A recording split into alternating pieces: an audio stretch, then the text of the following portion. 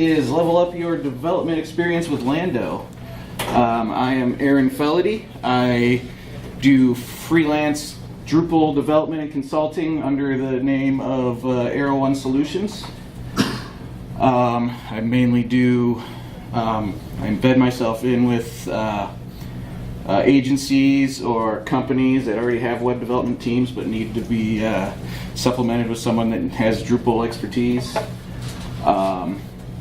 And I go in and out of all sorts of different agencies and companies, work on all sorts of different websites. So I just have a lot of experience in doing a whole lot of different types of things, from troubleshooting to full-on development to, you know, sometimes I'm even have to play with Photoshop. Alright, and I'm here to talk about Lando, but not that Lando. Also not that Lando. This Lando. Yeah. Right. But before I get into the specifics of Lando, I'm going to talk about a brief history of the options you may have had a short time ago in a galaxy really, really close. So local development, one of the ways that people have done it, and I've actually gone into an environment that this was how they did it, and it took IT forever to set me up so I could terminal in to do anything, and they wouldn't let me have a copy of their code. I could only manipulate stuff on the development server, and this is how their team was doing it. They were using FTP and SSH directly into it to alter code, and I've heard of this before, and I've seen it myself, and it's probably one of the worst ways to do it. It's awful for collaboration. Everybody's stepping on each other's toes, overwriting each other's code. And even if you are using like Git, you're still going to have multiple people in the server at a time trying to change things at the same time, and it's a mess. Also, maintaining an in-house server is expensive. You gotta have an IT guy to maintain the thing, and the machine itself is thousands of dollars. But the benefit is you can have an exact copy of your production server in your office. So some people do it. Your other option is native solutions. So you locally install your Apache, PHP, your whole stack is right on your machine. Your laptop is essentially your server. This makes it so you can't really change things easily because everything's like installed. You've installed PHP 7, that's the one that's installed. You gotta uninstall it and install a different one if you need to work on a different project or change versions for any reason. And it creates a situation where if you have a team of people, like, you can't be certain that everyone's operating on the same stack when they're working on your app. So that leads to all kinds of problems. Mostly it works on my machine problem. Then there's integrated packages, which kind of ease the process a little bit of getting all these things installed in your computer. Still essentially the same concept. You're still installing PHP on your computer. You're still installing the various pieces. But this is MAMP, XAMPP, WAMP, I'm sure, Acquia Dev Desktop, I'm sure a lot of you have used these things, most of you probably. But, you know, you can't change versions easily because you have to uninstall things. It makes it a little easier because this kind of handles that process for you, configures things for you, so it's a step in the right direction. But again, you can have teams with different configurations unless you're standing at the machine making sure they're clicking the right boxes every time. And then you have your virtual machines. So these, okay, a little more portable. You can have someone set up a virtual machine that very closely mimics your production environment. You can pass these around to your team. Problem is they're big files, and you're going to run into issues with everybody getting them installed properly. But there's tools for helping people manage the configuration, like Vagrant and Puppet and Ansible, that can help you kind of standardize on a configuration set and share it with the rest of your team. And there's Drupal VM, which manages a lot of the setting things up for you, so that eases things a bit. But again, like I said, it's difficult to configure initially, and big files, and these things can be resource intensive. So then there's the latest, greatest thing that everyone's getting into, whether they should or not. It's containers. This is Docker is the most popular method of doing containers. It basically allows you to mix and match your configuration through already pre-configured setup services. Essentially, you have a PHP container and you have an Apache container, and you can have different versions of these, and you can theoretically mix and match them, and everything kind of plays nice together, and you don't have to do a whole lot of configuration. Well, you do initially, but once you have the containers, you can do what you're doing. And then there's they give you Docker Compose, which is a file that you can enter all of your configuration in, and then share that file so that you reuse it any way you like. Or you define your PHP versions, your Apache versions, everything in a single file. Share it around. Everybody who has Docker can run the commands. It'll spin up the right containers, and they'll have the same stack as you. So a big improvement. But it's still, the process still gets a little bit cumbersome, so you still have to wire up ports and things, and there's still quite a bit of configuration to do initially. But another benefit is it's also cross-platform. Your team you don't have to have everybody on the same system. You can have Windows and Mac and Linux. And as far as your app is concerned, as far as your Drupal site's concerned, you're running on the same server as everybody else. Which brings me to Lando, which is a free, open source, cross-platform local development and DevOps tool. It runs on the command line. It's built on Docker technology, and it is essentially a wrapper for your development stack. It kind of takes all the parts that were cumbersome of setting things up and tries to make it easier for you. So what can Lando do? It can easily mimic production locally, standardized development environments, and tooling across all of your various systems. It's got integration for hosting providers like Pantheon. It allows you to do, like, you can say, in the command line, you say Lando pull, and it'll pull down your whole site. You can specify, okay, I want the latest database. You just type one command. It loads it in your from your production, or we can set it up for dev as well. But it pulls down from Pantheon directly into your local. Easy as a single command.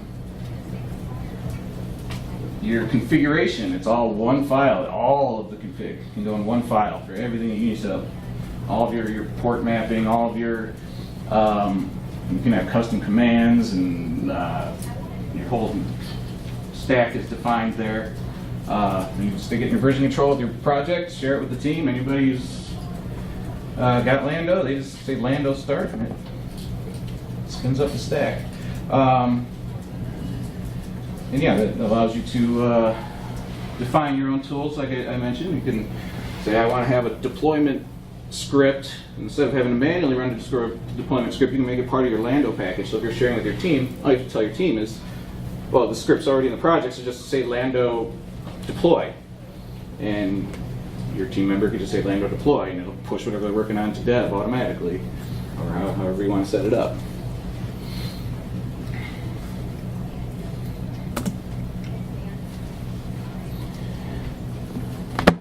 So Lando is, the base concept of Lando configuration is recipes.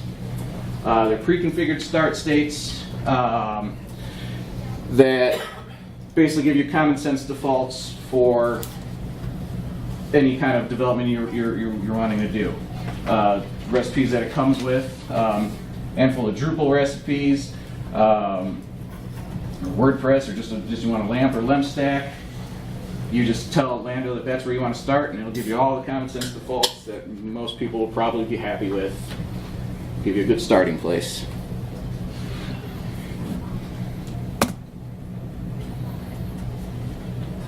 Then there are the base languages that it supports. PHP, Python, Node, Ruby, .NET, and Go. These are basically built-in, pre-installed. You spin up, you define in your Lando file, you just say, I want PHP. It'll install PHP 7.2 automatically for you. Or whichever language you like. It's already ready to go.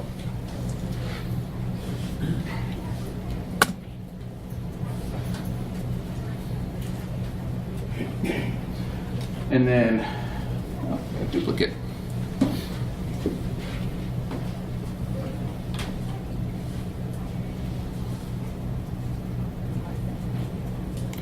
I think one of my slides got overwritten. Okay. Well, I'll try to remember what that one is, but I'll continue on. So here's an example of the Lando config file, single YAML file. In this example, we defined that the project is named Drupal test, but the recipe it's going to use is Drupal 8, which means it's going to already define the whole stack. I'm saying Drupal is true because the Drupal recipe comes with Drupal console as an option, and I want it turned on. Config, I say, okay, my web root within my project folder is called docroot to mimic what's on production. And so now it'll automatically set up Apache so it points your browser to files in docroot.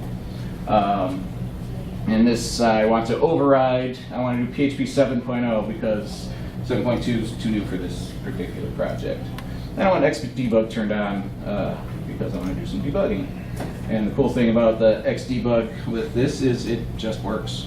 You don't have to do anything. Say Xdebug true. If you've got like PHP Storm or an IDE like that, you just listen for connections and it's already wired up. Services, in this particular project, I want MailHog to catch all the mail. So I just define it and it's available. I think this was my missing slide. Tons of services that are available. You got MailHog and PHP Miadmin or MySQL Miadmin. SQL Miadmin. Anyways, there's a bunch of different like programs you might have installed on your server that you want available, and they're all installed pretty much like this. You say services MailHog, you name it MailHog, you say it's type MailHog, it installs it for you. And this one, database, is actually one of the default services that gets installed with the Drupal recipe. And I'm here just defining that I want it to be overridden to be MySQL 5.7 instead of whichever version it would have installed by default. And then I can set up proxies to handle routing the domains. That's kind of cumbersome in other systems, but with Lando, you just right here define a proxy. Actually, PHP Miadmin, that should be named MailHog, but you would say proxy MailHog, give it that address, and you go to that in browser, and it takes you to that service automatically. It just works. And all these things that I say, it just works. You can override all of it. There's nothing. Keeps it super simple. If you I want to start up with the default, throw it in your config. It's good to go. But you want to change versions, you want to alter config files, you can just pop those in, define it here. Easy as can be.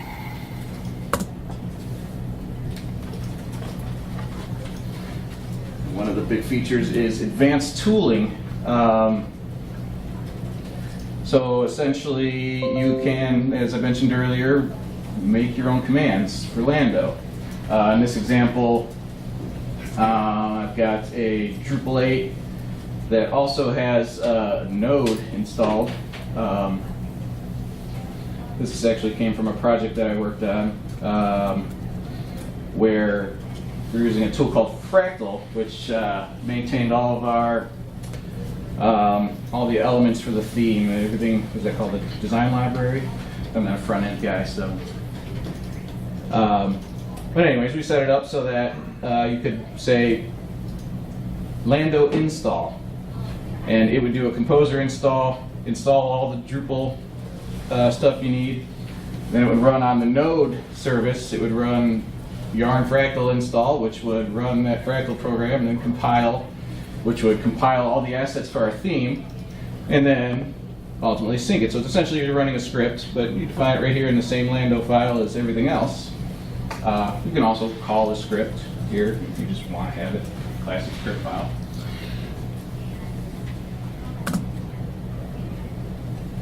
This one actually, and just another example here. You can type in Lando DB reset. So the previous one was probably for, okay, you're just getting started. You do Lando install, gets everything up and running for you. You're good to go.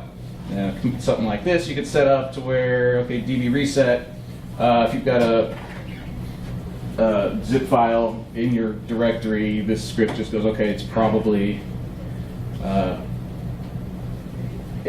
database dump.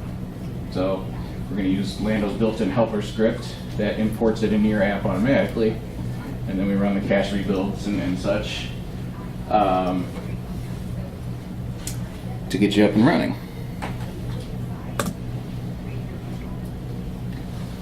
This was another one I mentioned where you could just go straight into a script. This particular one came from a project that would deploy Drupal to an Acquia environment. It runs the deploy script when you type Lando deploy Drupal, but it also asks you which environment. It gives you the options here. This is Lando doing this, where you can pass through an environment variable essentially based on a question. And you can pass switches and anything else to your scripts that you need just by defining it here in your Lando file.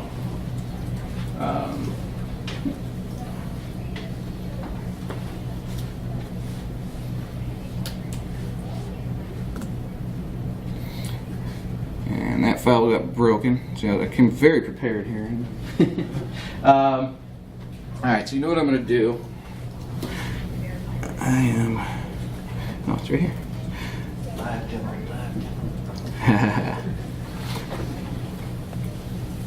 I did it once successfully, live demo this, so I might do it again here if I think I'm talking too fast. I'm skipping over things because I'm a little nervous, but.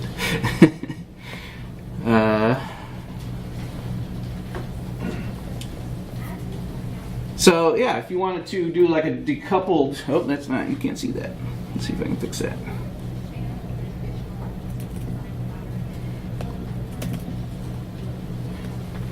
Yes, my primary browser is Firefox.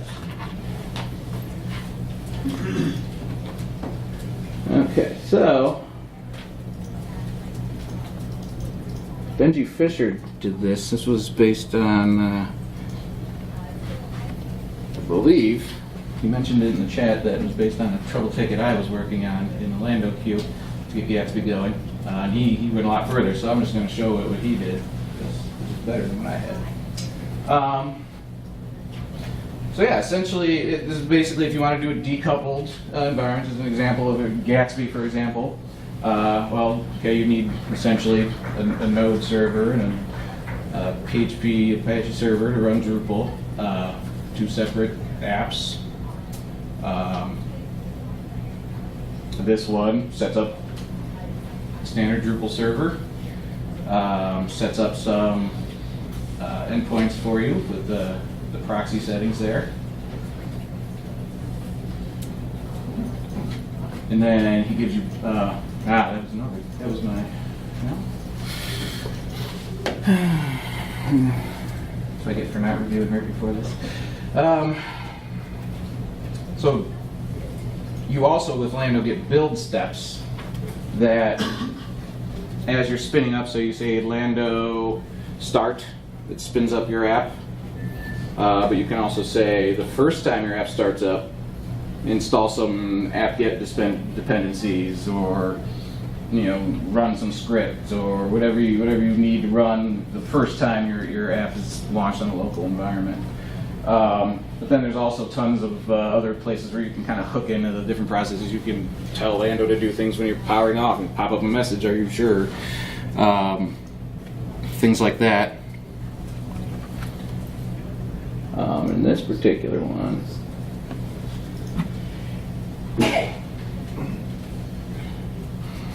so he's just running Composer install, set up the site. It's on the app server, which is the default name, Drupal recipe for the LAMP server, essentially, the Drupal app. And then he's called Node.js here, which is, I'm sure, what's running the Gatsby instance. You can find the versions of Gatsby and Yarn there. And then the run will display a message and run Yarn install the first time you run it.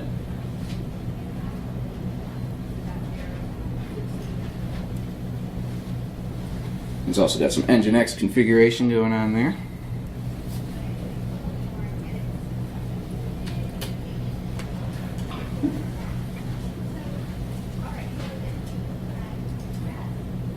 And then tooling. This is basically what's going to make it all work. So now you can say Lando npm or Lando node or Lando Gatsby and run any of those commands that would typically run if you had these tools installed locally. So you don't need npm node or Gatsby installed on your local machine. They exist in Docker containers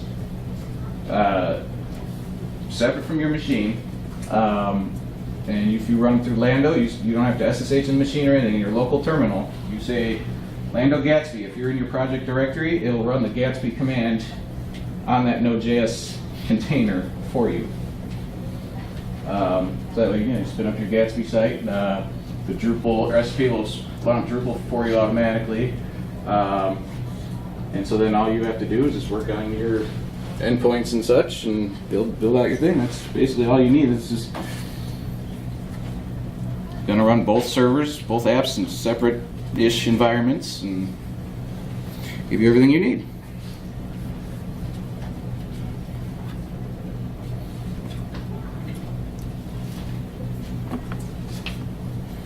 All right, where am I at time? 24 minutes. So I got about 5 minutes left.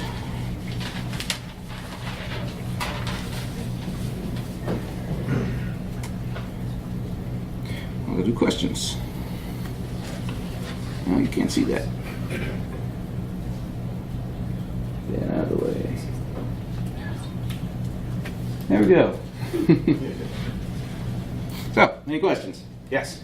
So I have friends with Windows. Yes. And I'm trying to encourage them to go with Lando. Mm-hmm. And I see that you're using Windows. I am using How Windows. was your experience installing it?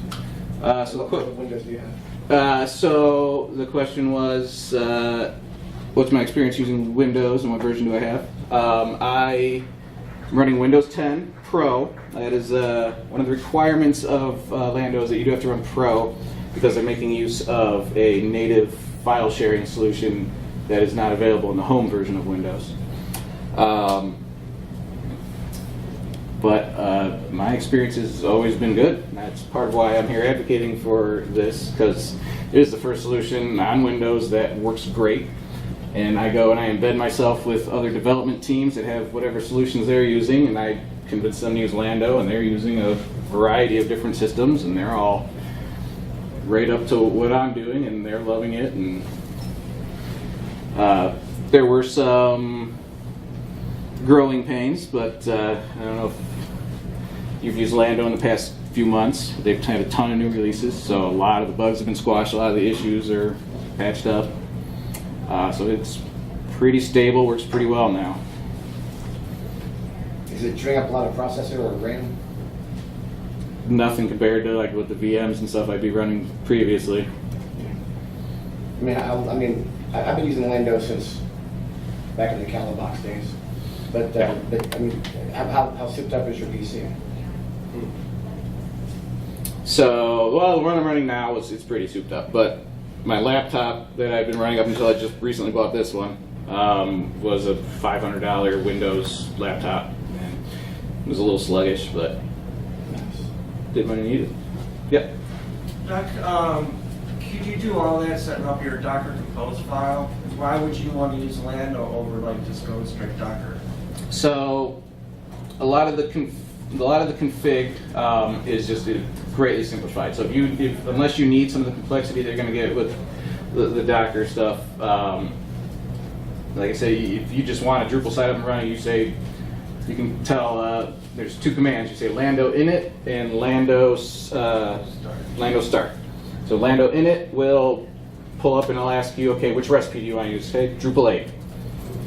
It essentially defines your Docker Compose file for you,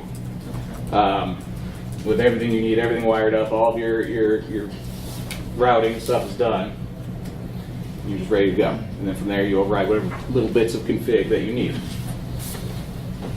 Can I add to that just a little bit? I think one of the most important parts of having Lando is having that proxy server that they ship with it, and being able to just have that go on the fly, because you don't have to go in and set up, your Etsy hosts or any of that jazz. It allows you to put in, I'm going blank, like addresses to all your different containers on the fly really quickly. Yeah, just that proxy definition that I mentioned, you just a couple of lines. It's zero lines. Lando and yet Drupal, and you're done. Yep. Yeah. From the start, you can. It works without you doing anything. The proxy is only necessary if you want to start overriding and define your own. From the get-go, it'll take a look at the ports that are available on your machine, define them automatically for you, handle all that routing, and just get you up and running and pop out. Here's the URL you can use right now. In fact, you can define ports also, because I know I do that with the Yes. Docker files. Mm-hmm.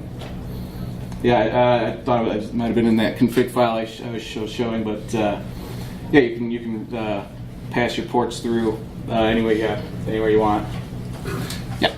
How does it handle when something fails in the install? So, right now, for the most part, Maybe just to repeat the question, guys. right. So he asked if something fails, how does it handle that? Currently, it doesn't really. It kind of falls back onto Docker to do what Docker would do. So, if Docker can recover something, it will. Lando, as it currently is, doesn't do a lot. I've never had a failure.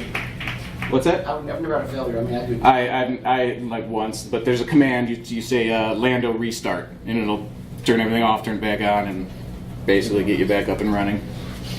Yeah. So most of your teams using Docker, when you want to use Lando, does it generate the Docker Compose file so you can share those with your Docker teammates, or how does that? It doesn't. It essentially simulates that the way that would work. You don't actually. It won't spit out a Docker Compose file for you, but it does allow you, if you have something that you can do in Docker Compose, you can override things on your own. But yeah, you don't get that to share. Actually, I think if you look in your .lando directory, under your home directory, you can find the Docker Compose files. Are they in there? I thought that was just the initial state. I'm not sure, but I think so. Yeah. So I think those might be the initial state for the recipe, but yeah, he might be right that it does. Yeah.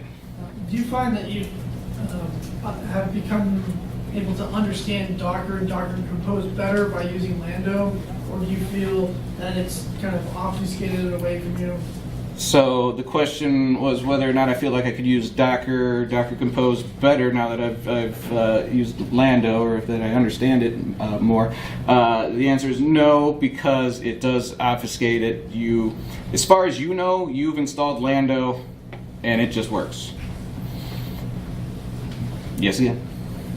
As a follow-up question, do you feel like you would want to know more about Docker and Docker Compose? This is probably more of a rhetoric question for anyone in the room to think about, and being able to learn about Docker and Docker Compose yourself to better help yourself troubleshoot and become more familiar with it. If I can address the gentleman from Columbus, Ohio, in the back of the room.